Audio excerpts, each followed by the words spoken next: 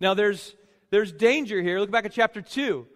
Part of the danger Zephaniah is saying here is like, look, opposing God and God's true people is not cool and doesn't end well.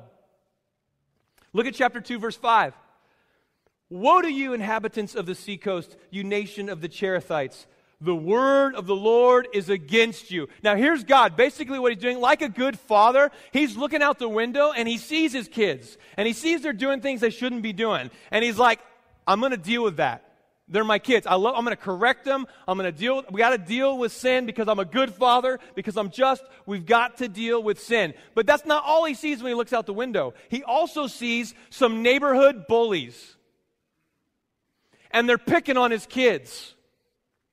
And here's the word of Zephaniah. This is the message is that guess what? Sometimes when dad's looking out the window and he sees that going on, sometimes dad comes out of his house.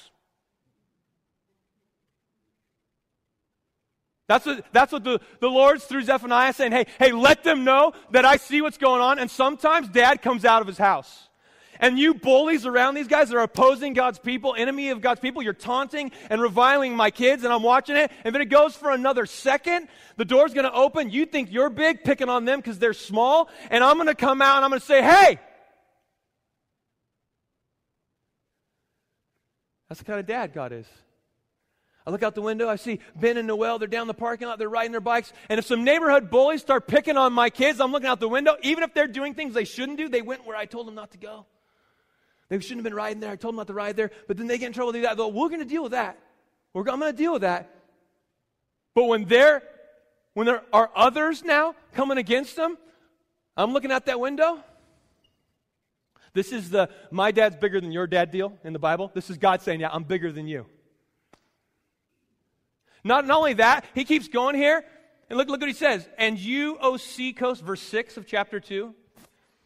Good luck keeping up. I know I'm bouncing around, but I want you to see some of this stuff. Okay. And you, O sea coast, shall be pastures, with meadows for shepherds and folds for flocks. The sea coast shall become the possession of the remnant of the house of Judah, on which they shall graze, and in the house of Ashkelon they shall lie down at evening, for the Lord their God will be mindful of them and restore their fortunes. This is God coming out and saying, hey punk, that big bike you think's yours, I'm going to take your stuff away from you and give it to my kids. Now catch this. In this sense, as I read Zephaniah, as I was reading through this even yesterday, I'm going, man, the judgment of the Lord against God's enemies actually gives me comfort. It has a comforting effect.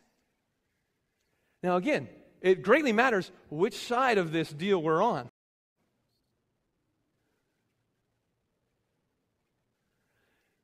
I'm going to take that and I'm going to turn it into a place and it's going to be pastures for my people. And when I bless them, I'm mindful of my kids and I restore them and I work with them.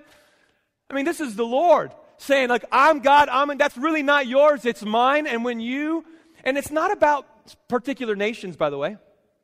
It's not about ethnic groups and peoples. It's about proud peoples. It's this clear contrast between proud peoples and humble.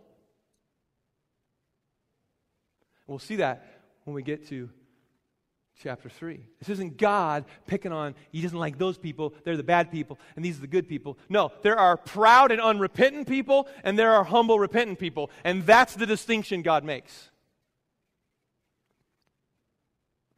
Well, I just love that. My dad's going to come out of his house. My dad's going to come out of the house one day.